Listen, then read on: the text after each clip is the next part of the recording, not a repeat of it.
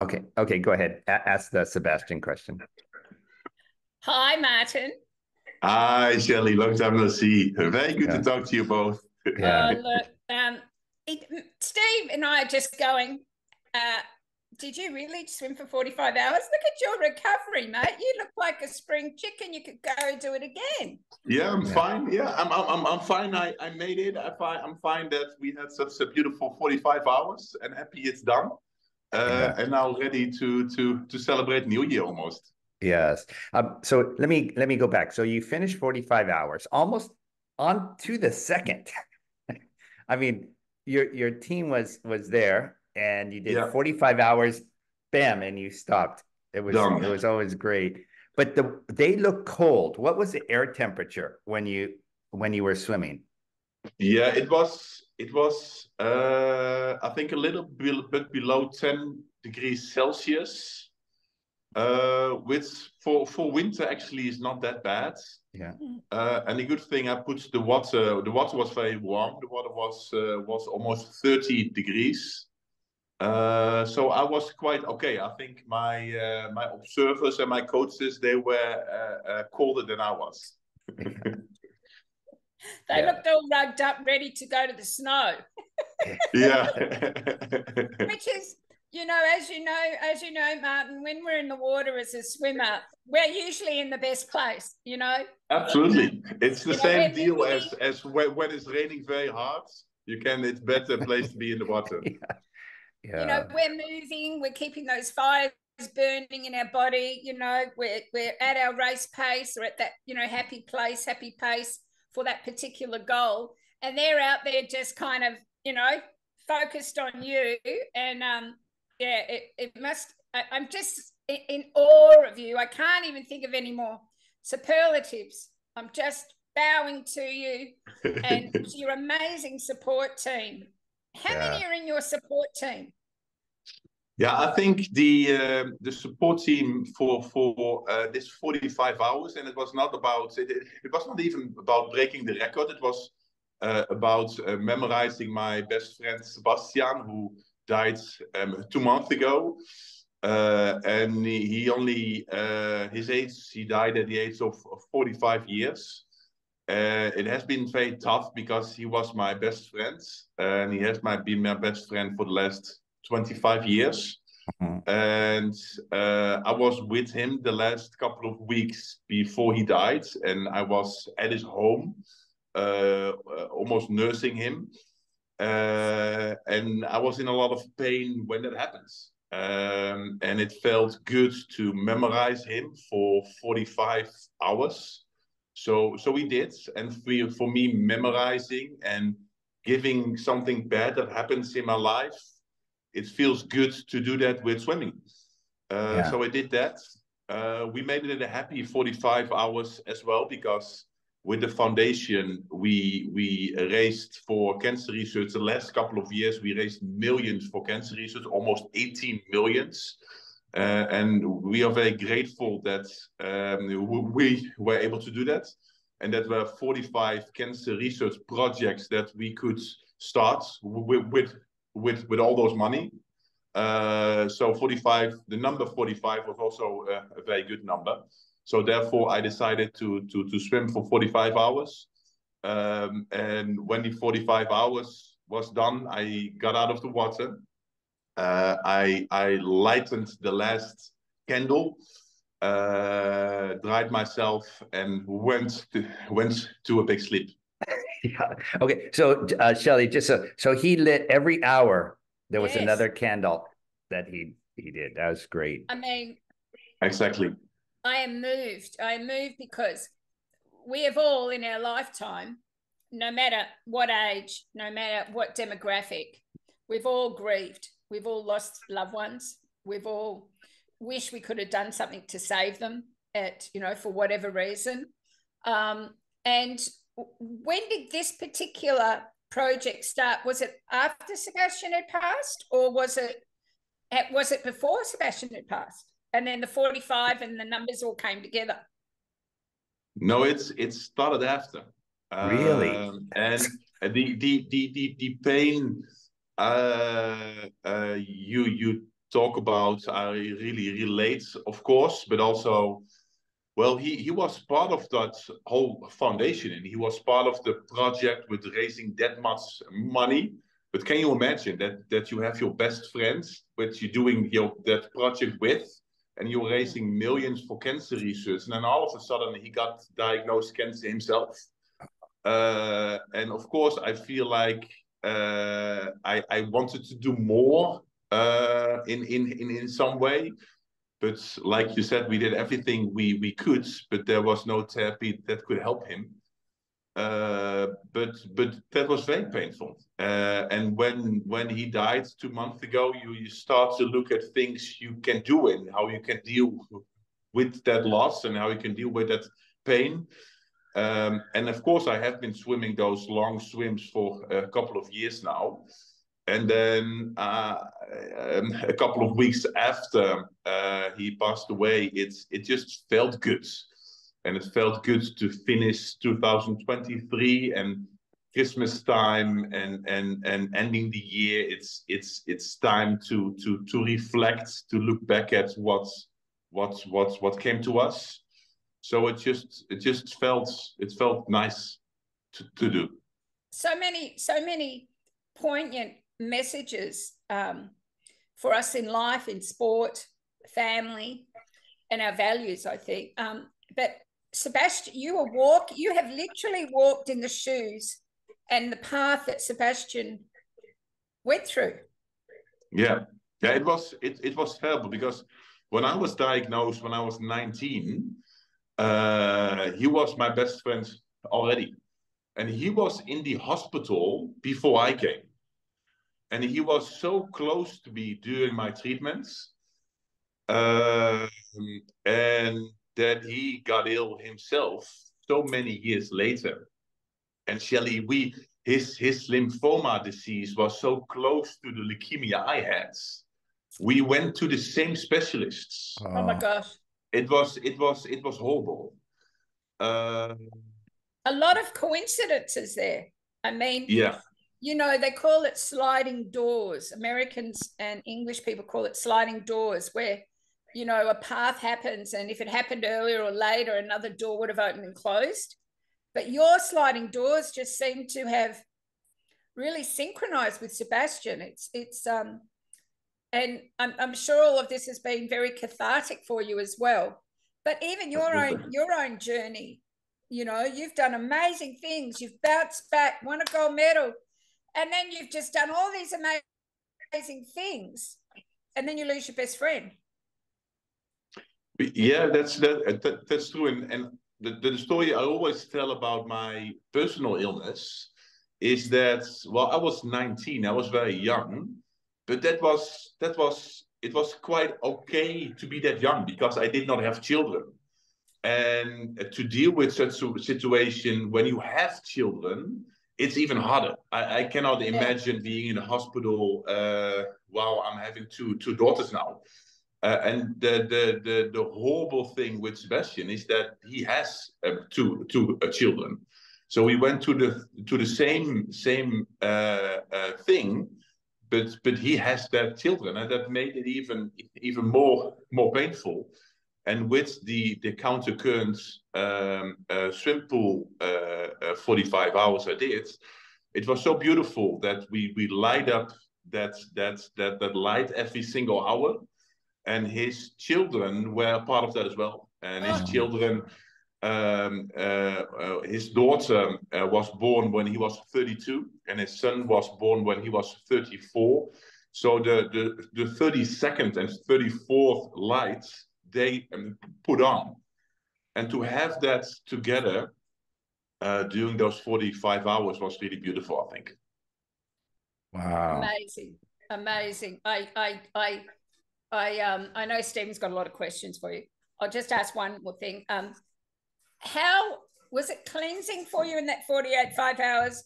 I know you were swimming. I know you had a job to do. I know you had many things to think about, you know, besides Sebastian, but really, what was that energy like? You know, because 5 hours, some people struggle to do an hour of anything, let alone 10K in 2 hours, but, you know, to go 45 hours, I mean, where did you get that sense of power and strength from?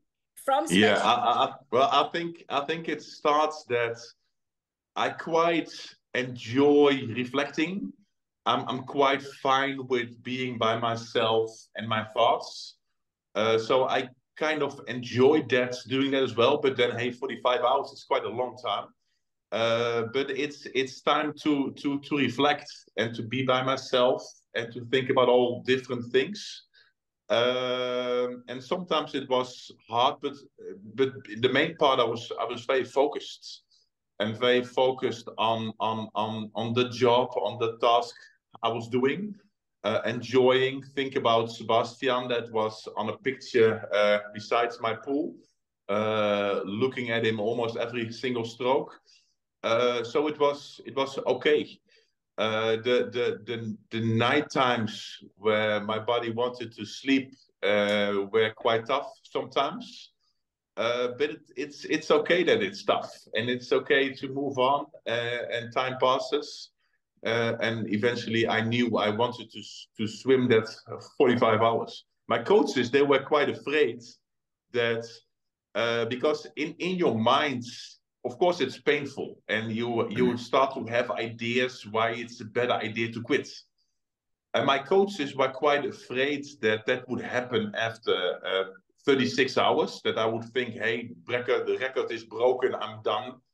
But I did not have that for 1 second, because I was so in my mind on this symbolic thing about the 45 and on Sebastian, and that was my true goal, and to finish that 45 hours. Well, I know, Stephen's the guru in, the methodology, and he is such a scientist inside and out. His mind is amazing.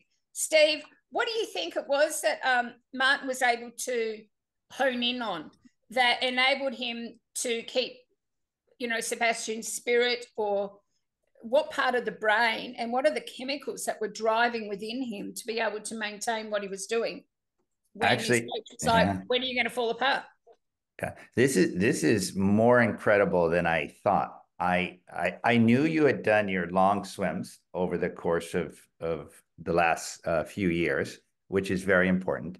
But you really started this preparation about 6 weeks ago, correct? I mean, after to swim 45 hours with basically a month and a half of but training. it's not very fair to say the preparation was 6 weeks. My preparation have been since I was a little boy at an age of 7 years. Yeah, and it has always been, swimming has always been a part of my life, and I really enjoy.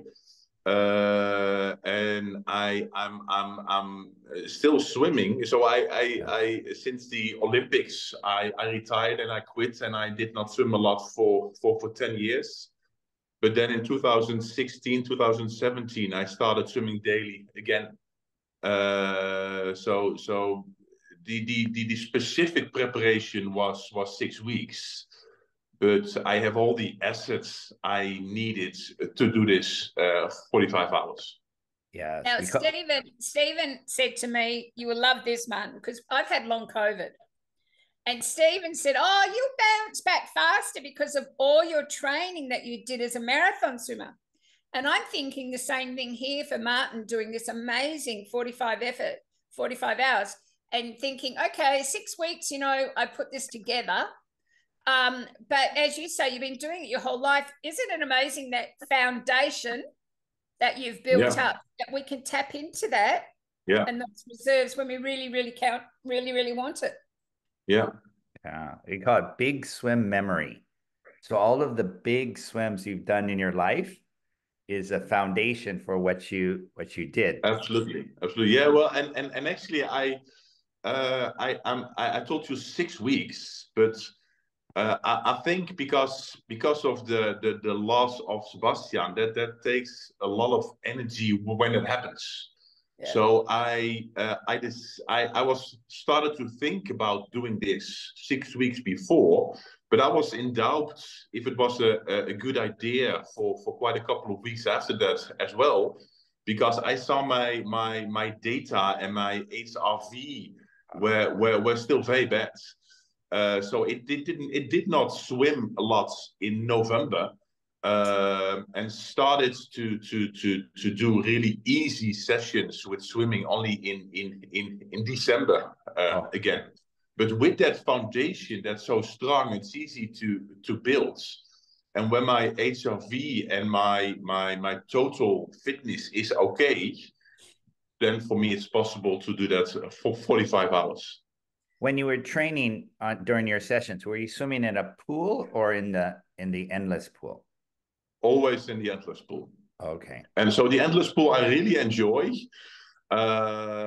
especially for the easy swims. And when I swim faster, I like to see my times. I like to surprise myself. So then it's easier to go to the pool. But for the Asian sessions, the endless pool and the swim I have, and I can make training sessions on that, and I can say, well, I want to swim for 50 minutes that speed and then 50 minutes at that speed. So that really works for me. Got it. Now, when I saw you, because you're so tall, I think in your endless pool, you have to focus much more than someone else because you almost reach the end. Somebody small like me, we can move around a little bit, but you had to really focus on staying in place, both left and right, front and back. Yeah, I think I have a little less space to move than you would have. But it's quite okay. Okay. And especially during the nights. Well, I think as a swimmer, and I think you can relate with this part. As a swimmer, you feel the water, right? So you feel the stream. So I don't think I'm. It's not the vision that guides me. It's more that the current itself guides me. And if I'm moving left or right too much, I feel it with my stroke. Got it. I think that's more of a guidance. Yeah. But Stephen, I think Maarten's used to it. Like he went to the Olympics, and I'm sure his bed was shorter than a normal person. You know, I know that the Olympians, the basketball players, always say, "I need a special bed." Did you get a special bed in Beijing? You know, Chinese people aren't really tall. Did you get a special bed in Beijing? Absolutely. Yeah, I'm 6'9", so I'm really tall. So I got an extra special bed at the Olympics. I did not get an extra special bed at the hospital. So the hospital beds are 6'8", and they are terrible. So the nurses tried to help me with extending that bed, but it was quite a hard job. So which do they say? Okay, this arm can hang out for a bit, or this leg? Exactly. Yeah. This limb. Just try to make the best out of the situation. Yeah. So you're very good at adaptation. Yeah. So a few questions about Sebastian. What age of the photo did you have next to the pool? Was it a special photo? He was in his he was on the beach with a towel, enjoying himself being there. He was not ill yet, so I think he was around 35 years old at that time. So I think it's 10 years ago. It's strange that the vision did not work as well during the whole night because you start to hallucinate a bit. So the photo, Sebastian's photo, changed a bit as well sometimes. So sometimes I was surprised about his sunglasses and was not seeing that right what he was on. And at one time I thought that he was all tattooed on his body. So I needed to take an extra look if I was seeing that correctly. Yeah. So maybe describe not all 45 hours, but the first day, the first evening, the first morning, or the second morning, and the second evening. Just describe how you were feeling and thinking. Yeah, start was fine and focused. Happy that so I started at 5 in the morning. Sun got up at 8:30. I had a really straight drinking and eating schedule, and I really enjoy having that. I'm having a big clock besides me at the swimming pool. And I like to see what time it is and how long I'm swimming. And I'm having a drink or a gel or feed every 15 minutes. And it's exactly 50 minutes. So when I see the number 14, I do not get a thing. And then I see my coaches prepare my drink and my gels or my foods. And then exactly when it's changes to 15, I'm getting the drink. And that made it really, really straight and focused. And the whole morning went by quite okay. The first night, I'm not swimming that long at that time. So it's only 14, 15 hours I have been swimming, and then it's getting dark again. That first night is quite tough. And I'm already seeing things that are not there. I'm seeing change in color first. And the strange thing is that it's my first night. And to hallucinate the first night is not a very good sign. And I reflect on that, and I think it's caused because the night before I did not sleep very well.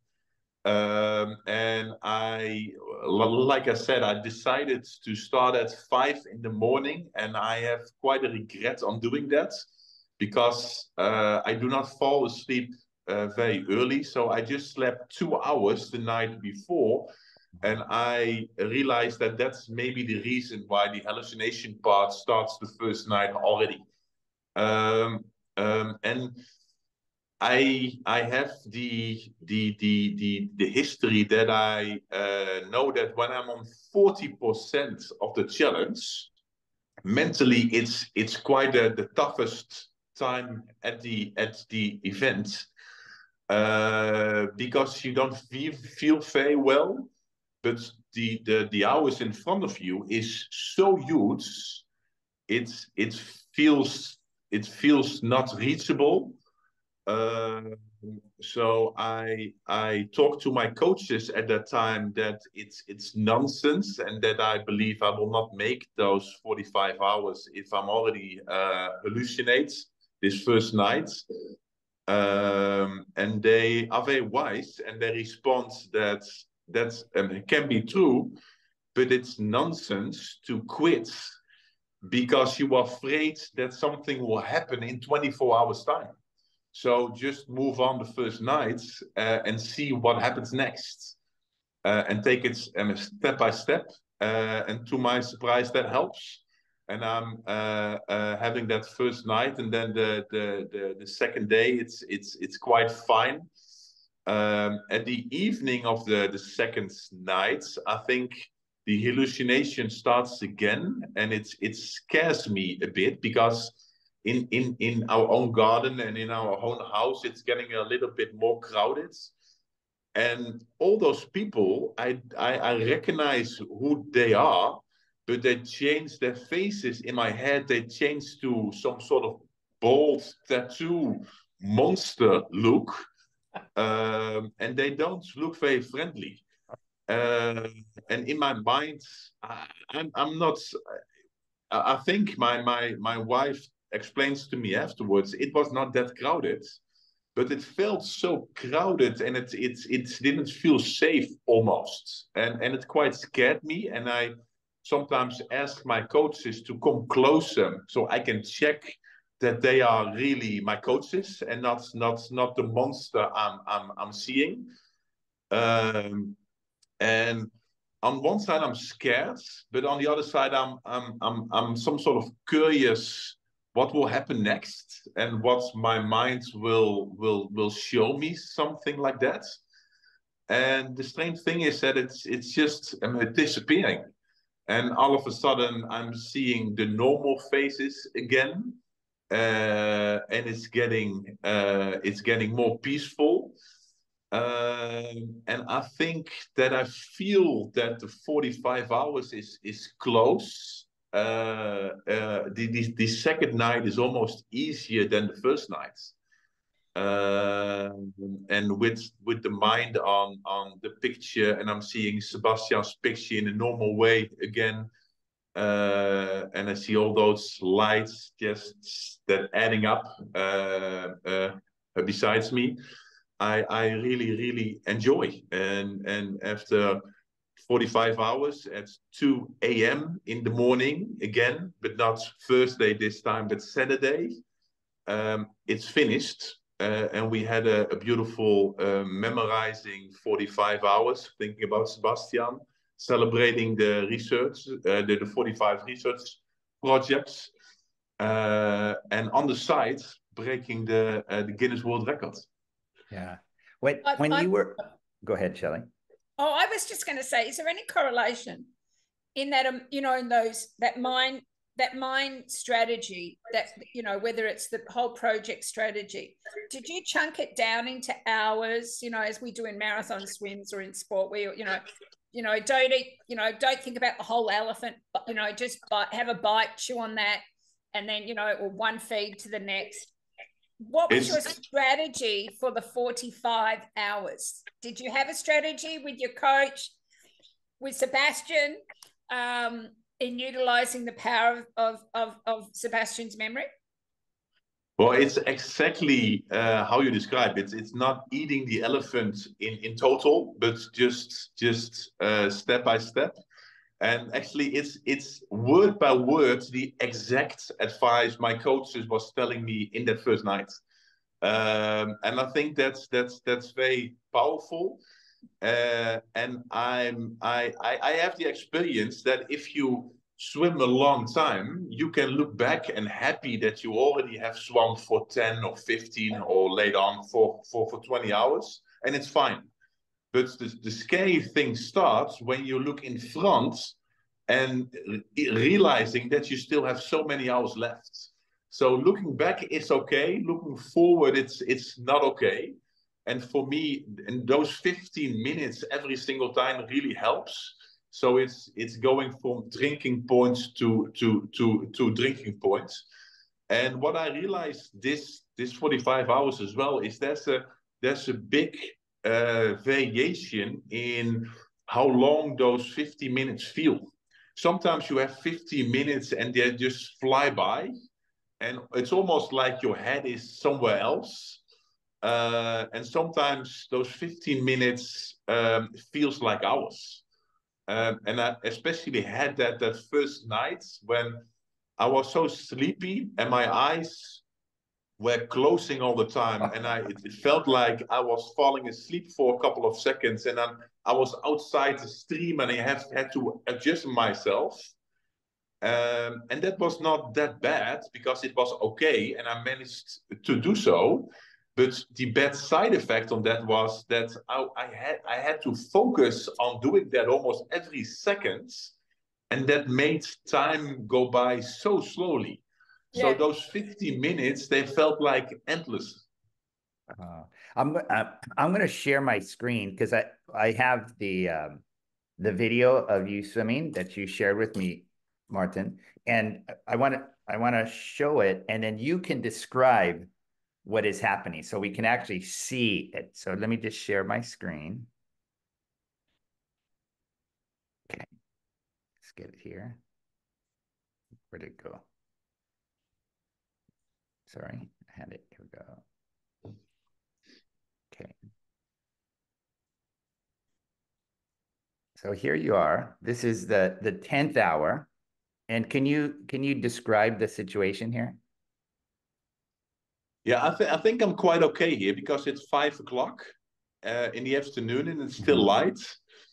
And it's balancing my position in the pool, and I'm moving back a bit, but I think actually I'm quite fine at this spot still. Yeah. So here's your friend. Here's the clock.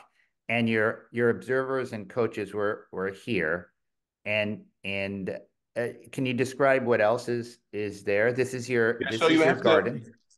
So you have the light candles. You have that on the left side. Yeah. And we added one every hour. So after 10 hours, well, it's light now, so you do not see them very clearly, but there should be 10 candles lighting. And those, I really like to have control myself. So all the bins you see next to my pool, it's full with drinks and with foods. And I like to have the possibility to take them myself. You see the coach getting a leaf out of the water because you don't want too many leaves inside the pool. So they had the job to get the leaves out of the pool as well. No jellyfish, no sharks. Just some frogs sometimes. Okay, so I'm going to move forward, and then we'll go to the night. So it's getting darker. So we see the light, that we see the candles there, and now let's see, this is almost 12 hours. So it's the early evening. It's about 5 p.m. in the evening. And how were you? This is the first night, so 12 hours in, more or less. How are you feeling here? Yeah, still okay. And actually, at first I thought that I would hate the dark because it makes you feel so much more sleepy. But in the beginning of the evening, I was still quite okay. And it was quite nice to have a smaller view. I'm used to do those big fundraising 11 city swims I did, and in the Netherlands we have a very famous tour. It's the 11 city tour, and it's a speed skating event, and it's bigger than the Olympic Games or even the World Cup soccer when it takes place. But the problem is that the last time it was held was in 1997, maybe because of global warming, because you need to have ice for 200 kilometers, and I decided to swim that 200 kilometers. So with those 11 city tours, we raised those almost 18 million euros. But doing those swims outside, you have a small boat next to you. So your world becomes very small. And with the garden, my world was a lot bigger. So that was hard sometimes. So when it became dark, my world became smaller again. What was quite nice, actually. So now we're let's see here. Now it's very, very late at night. So now it's 1 o'clock. So I think this is the time I was having quite a bad time. Yeah. Okay. And how is the light? How do you? Oh, sorry, Steve. How is the light? Does it hurt your eyes, or you wear dark glasses, or? Yeah, I like the pool to be really lightened. And what I did use to have the nights were two things. I used light glasses sometimes for half an hour, and that shine the blue light inside my eyes to manipulate my biorhythm a bit. It's used for jet lags as well. And then I was swimming breaststroke for half an hour. And I used quite some caffeine gum as well. So that were two things I was using to get through the nights. Got it. How do you now, knowing that you have swum twice in that river, that 200 kilometers, the first time you got pulled out because of your health, which was your safety and security, which was, I'm so glad that was your number one priority and that they did that. And then the second time you succeeded.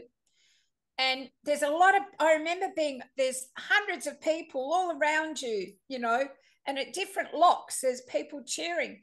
And then you come to this swim, where you have the solitude of Sebastian, and it's you and Sebastian and a few people on the sidelines. How does that change from those big events with lots of people to this very personal, intimate setting? Yeah, I think it's exactly that. And I think the 11 City Tour, the goal was to raise lots of funds. And it was very nice. And it was very nice to have so many people involved. And it was broadcasted on national television live for so many hours. And this was not about not about raising funds, but this was a real intimate place to memorize Sebastian, and it felt better to have it like this. And everything I do, I try to make it real or something. And the 11 City Tours were real the way we did. And this felt more real with the intimate situation we made it. Because the reason I asked that, Maarten, is you know, you have achieved on so many different levels, you know, whether it's the young boy starting out in swimming and then the Olympic gold medal, but then post Olympics, you know, what you've achieved as a father, a husband, you know, and this amazing foundation that you've established in the 45 research projects, you know, because of using your body and mind to achieve, you know, as an example, in your philanthropic, you know, activities. To, you know, how do you prepare for something like that? You know, because as you said, this is a very intimate setting, but you have a goal, and there's a lot of people out there, as you know, in our sport, in all sports, in all endeavors in life, that want to honor someone or an event or something, you know, that's very personal for them. And I just see this, you know, this amazing correlation, this link, this synchronicity between you and so many other people around the world. Yeah, I think when you are preparing for the Olympic Games, it's about winning. And it's about showing the world that you are faster than all the other people and all the other swimmers. It's about showing how fast and how strong you are. And I think sport and swimming can be so much more than that. And swimming for me is a method to do so much more.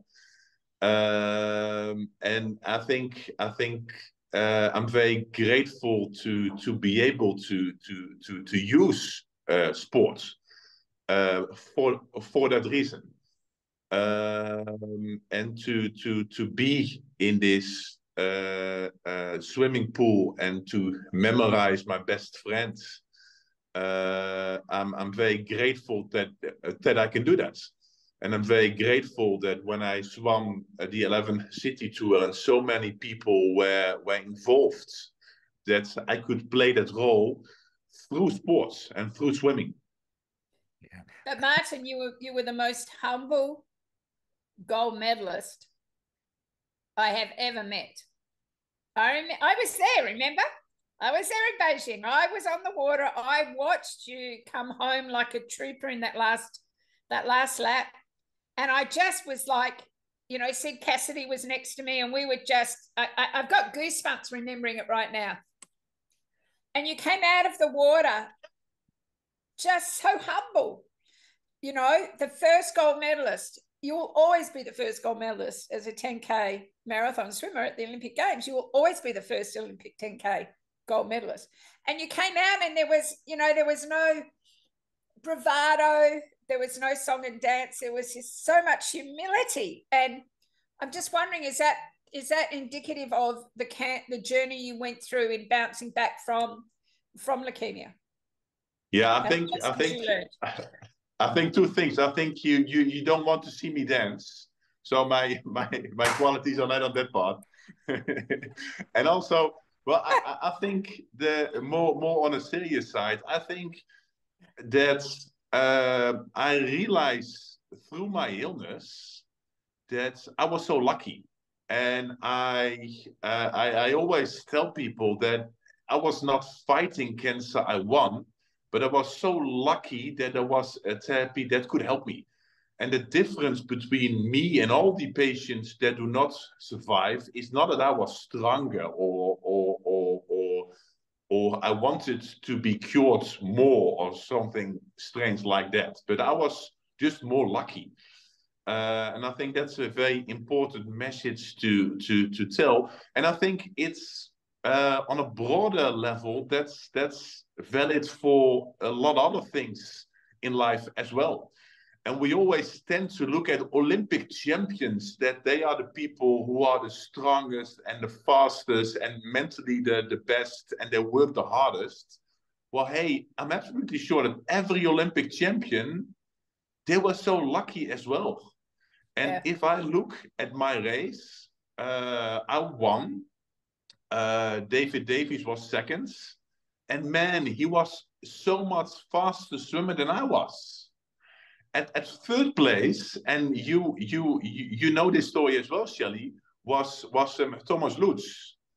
And he was dominating the fields for almost 10 years at that time. He was so strong.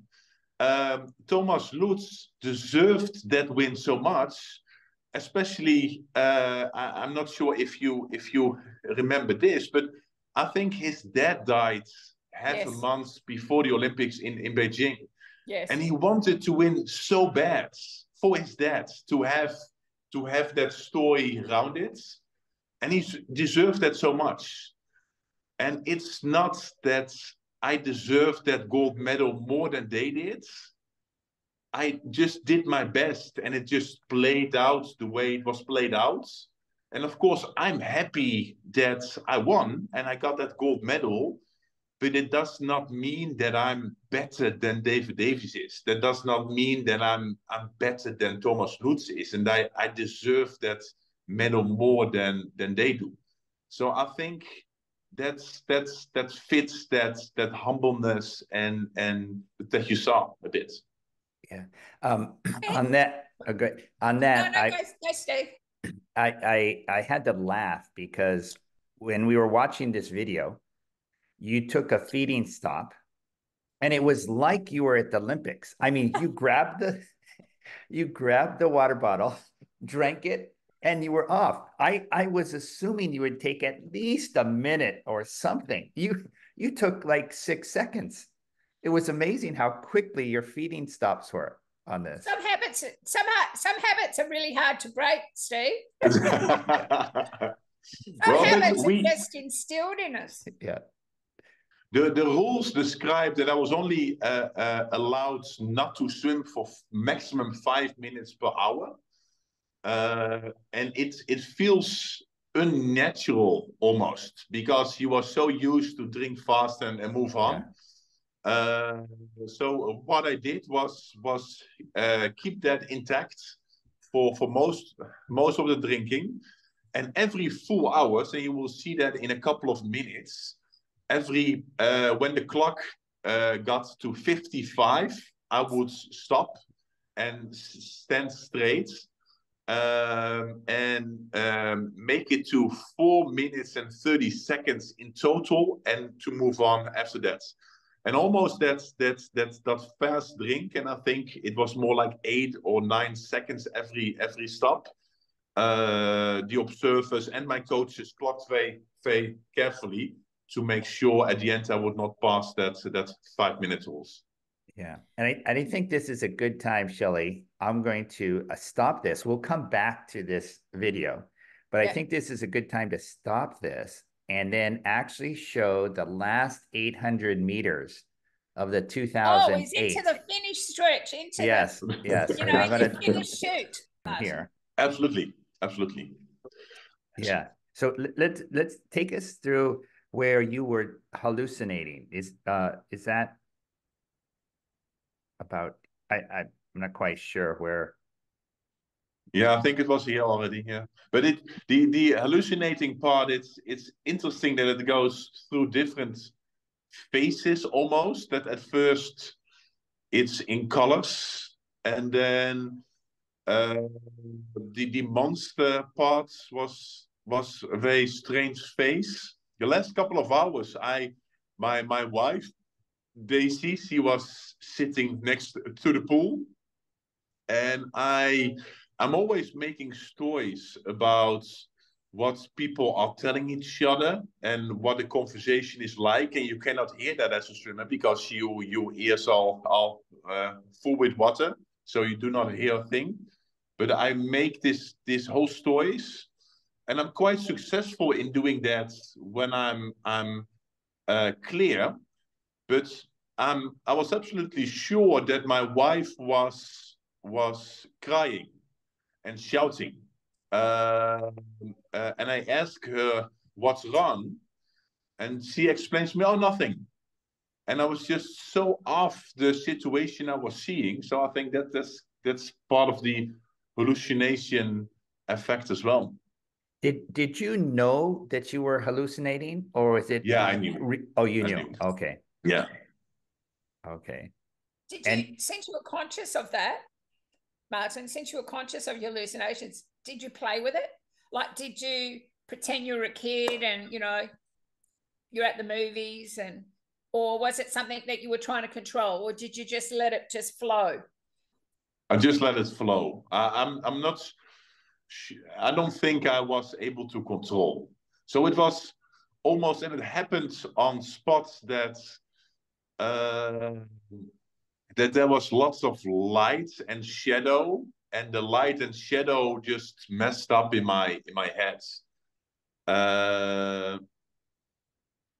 And But I you would have saw. had that too. You would have had that too, Maarten, during your cancer treatment. Those intense moments of while those drugs were doing what they needed to do in the treatment, and your journey, that whole journey, that would have played on your mind many times, I would think, would it not?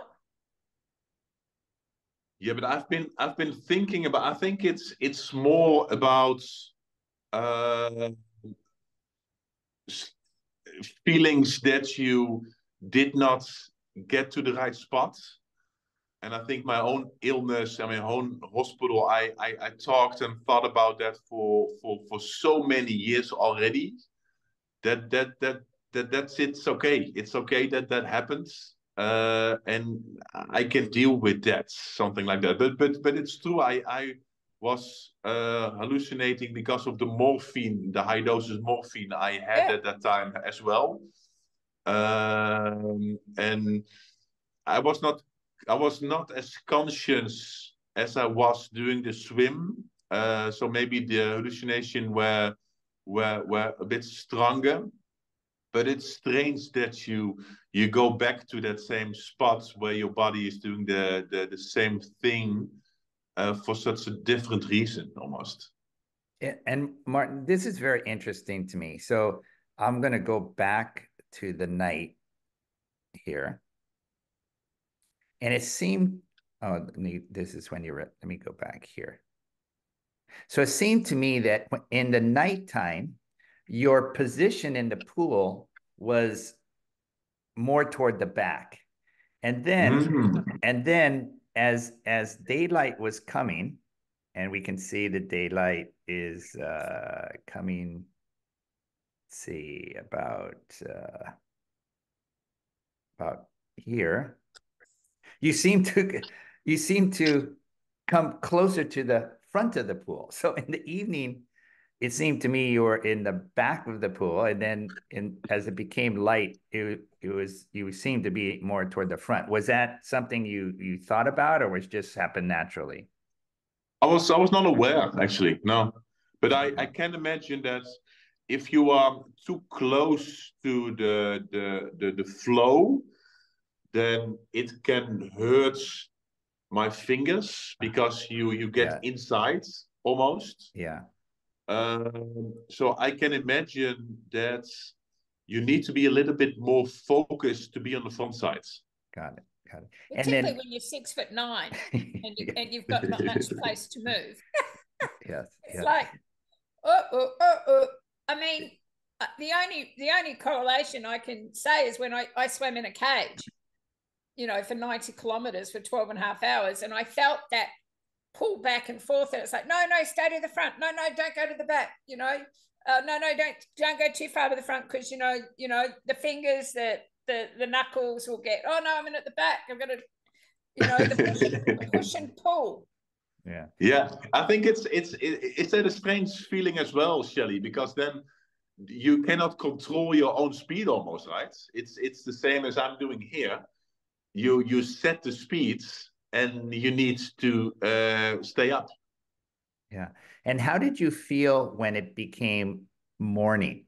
When it started to become more light? Did you get energetic? Were you happier? Yeah, it was, the time went faster, so I was happy. The hard thing, I think here, I was so happy I went through that hard night. But again, the danger was that I was happy. Hey, I already swam for 28 hours. But that means I still have to do another 16. I'm not that far. You're over the hump, but you've got a long way to go. You're over the hump. You're over halfway, but you've got a long way to go. Yeah. Do you have any in swims like this, when you're talking about these are mammoth events. This is an event. This isn't like a swim. This isn't just like a marathon swim. I'm going to swim the channel, and no disrespect to anybody who's achieved anything in our sport.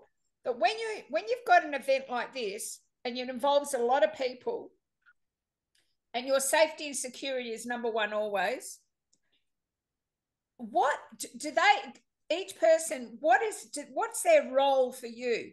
Do you have someone that you can look at and say, that makes me feel warm and fuzzy, or, oh, I'm glad they're looking at me? I mean, is there certain people that have a role in a particular section of a 45 hours?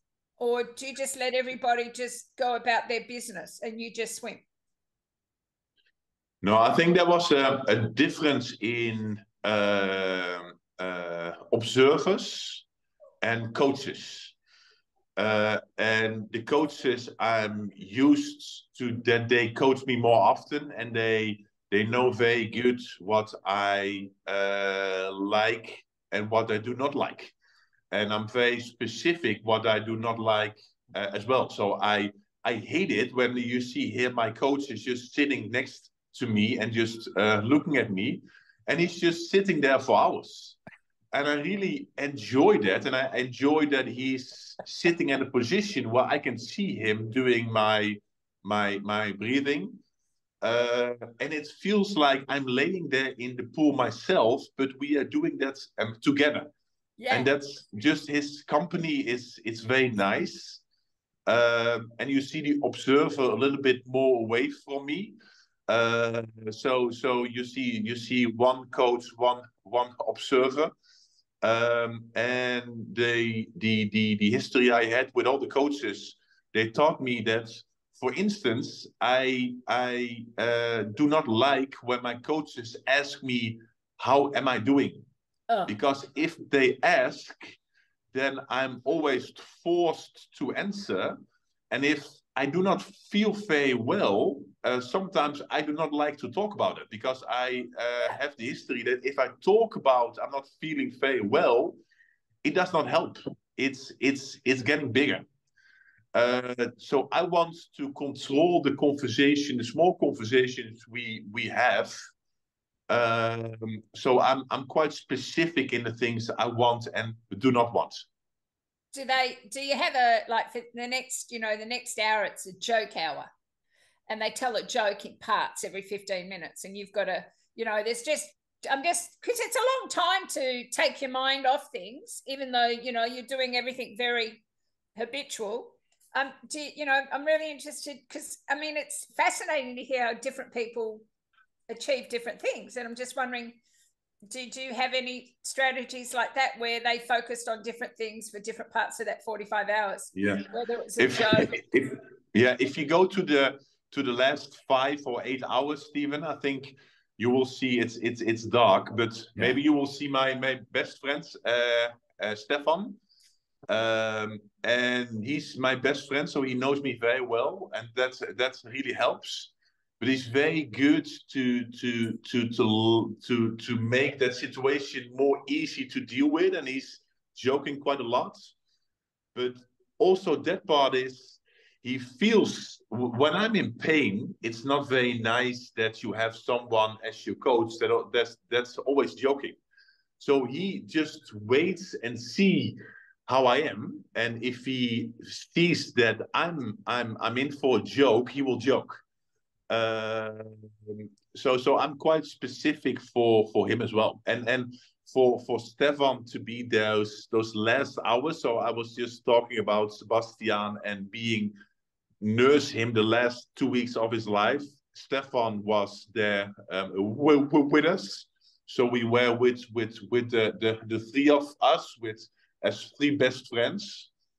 And it was so painful to go through that as our best friend group, and to have this together as well. It was really nice to have him with me those last couple hours during the swim as well.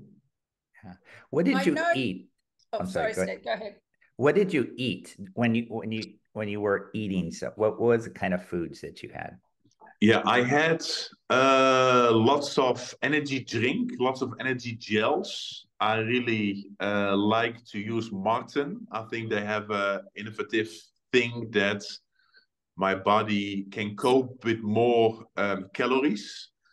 And every hour I have a solid food. And that varies from macaroni to chocolates, candy bars, to candy cookies.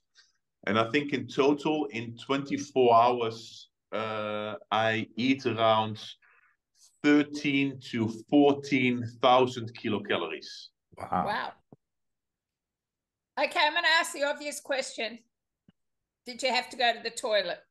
Because that's what people all want to know. How did he go to the toilet for 45 hours? How did he hold it in? Normally the processing part just stops, right? So at the 11 city tours, that took the swim was 43 hours, and then I quit. And after that, I did a successful attempt of 74 hours, and I made a wetsuit with a pooing zipper on the back. And the stupid thing was, I did not use that one. I did not go to the toilet once, but actually I did go to the toilet at this time. And it took me 2 minutes to go to the toilet and be back in the water. Wow. So that little poo shoot preparation. Even if you didn't use it, Maarten, it's all about preparation, isn't it? You can in life, there are a lot of things you cannot control. But there are a lot of things that you can control as well. Yeah. So take us toward the last, I don't know, 5 minutes. What were you thinking in the last 5 minutes or so? That was weird. There was a process thing, because normally at this time, every other single hour, if you see this clock, I'm standing up because it's my resting time. And it didn't make sense to rest the last 5 minutes, because then you will finish standing up. It's very strange. Yeah. So at first we made those 5 minutes rest. We did that 15 minutes before. And this is very strange, because the pool has been home for 45 hours. And I was almost so comfortable that it was being comfortable, that it was uncomfortable, but still my home. It felt very unreal that it was like almost over, that it was very strange. And here it's just counting the minutes. And I think because I will not quit when it's on 45 flat, but I think I will get out in like 60 seconds time. And I'm quite focused on the next step as well, because I think the process was I needed to get out, and then I would have the last candle, the 45th candle would be the candle I would light and I was wondering if I will still be able to get out of the water and stand up and do that part of the whole plan. And I think my own clock. So the red lights that you see is a clock I was looking at the whole time. And I think I'm just to be sure I'm swimming an extra couple of seconds, and I'm wondering how many seconds I will need to swim extra. But I got in exactly at 00:41 and exactly 45 hours at 0:01. Yeah. You see here that I quit and I stand up. Yeah. And and then one of my coaches said, "No, we are not prepared yet. Swim on, swim on." So I do an extra stroke because they had like a big tutor, and they wanted to finish with a big tutor. They just now. I'm quitting my Garmin, so it's all locked, nice, and fair. And I'm just getting out of the water, and my wife is there, and my coach is, and it's done. It seems so relaxed. I know. I know it like, but this tells me how much this team support knows you so well, and you trust them, and they, you know what I mean? Like, it's like, oh, you're done. Okay. They know you so well, Maarten, and you know they know their role so well. Would I be right in saying that? Absolutely. So they're so crucial. It's so to have in that uncomfortable situation you are, to have the comfort that you can trust them, that if you have the agreement that they will give you your drink you need every single 15 minutes, and they are on time for 45 hours straight, not missing one drink, it gives you a lot of comfort. Because these are the type of people that you would like to respond, not react. You know, these are the people that, as Steve knows, you know, from his experience with his heart attack, and, you know, those medical responders came and took care of him. You know, with you, it's like you want those people to be calm, collective, knowledgeable, but be able to respond effectively because they know you so well. Yeah. That was great. Maarten, you got out of the pool like you had just finished a 2-hour workout. It was incredible to me. I know, that's what I'm saying. It was like, oh, I've just been in the backyard pool. Oh, you know, I've had the lights on. Oh, okay, I'll light the last one. And I'm not trying to diffuse anything about the enormity of what you've achieved, but looking outside, I that's why I said, Steve, it's like, it was so calm, but... Yeah, I was. Well, I think I agree on that. Well, I was quite stable. I was okay. There, one of the coaches, he asked me yesterday, so a day after, he was like, "Well, if you got out of the water, and you look like that you were able to go on for some longer," and I was like, "Yeah, I could have." But too bad, our best friend only reached the age of 45 years old. So I needed to quit. It was done. It was okay. Yeah. Well, that's a nice omen for Sebastian. Sorry, Shelley? For Sebastian. Again? That's a lovely omen from Sebastian. He wasn't 50 years old. You didn't have to swim for 50 years. Yeah, so it was 45, yeah. And to be still, so I think you were only able to swim for that long if you balance things out. And for instance, we were just talking about the amount of food I was eating. I had a lot of work with stabilizing and having the right amount as well. I was moving in the water the morning before. I was on a scale. And the scale said I was 98.9 kilograms. The next morning after my swim, I was 98.9. No. I was completely stable. Oh, wow. But that's what you want. But that, you know, as a swim coach, that's what I look at when I weigh my swimmers, you know, before and after, to make sure that they are getting and that's a fine, but that's 45 hours. That's amazing. Bravo to you and your team, because that is quite an achievement. How's your feet and how's the tongue? So here's how's the feet and how's the tongue. Here we go. I mean, how are those feet? Let's see the hands. Let's see the hands, Maarten. I'm gonna try to get it bigger. Hands are fine again. Yeah. I can't get it any bigger. How are your toes? Yeah, they are fine again, but they were very rimply. I'm not sure if that's a correct English word for it, but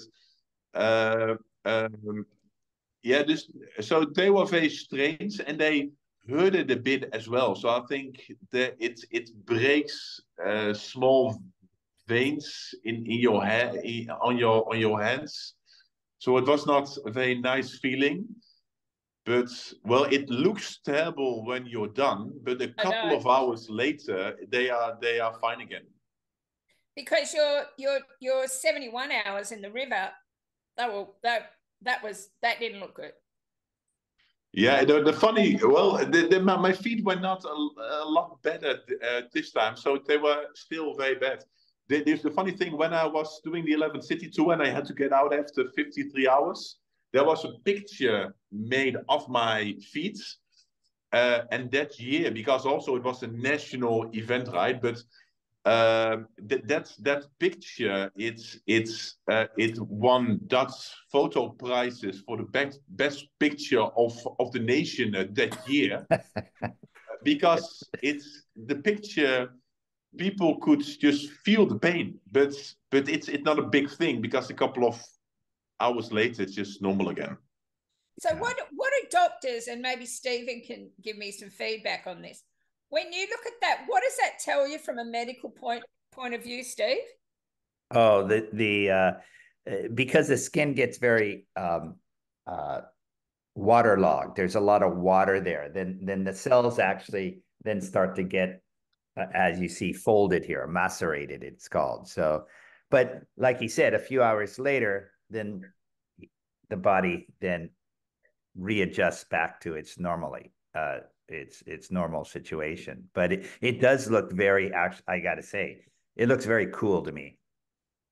It shows it shows a lot of hard work. An amazing story, Maarten. Yes, yeah. And what about your eyes?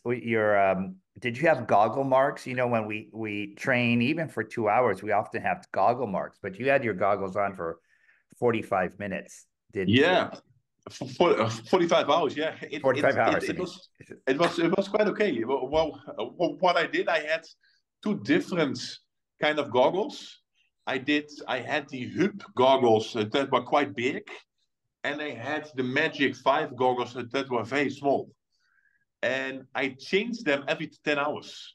Okay. So I had the small, the big, the small, the big. And so there was just areas around my eyes that could cure when I was wearing the other goggles. Got it.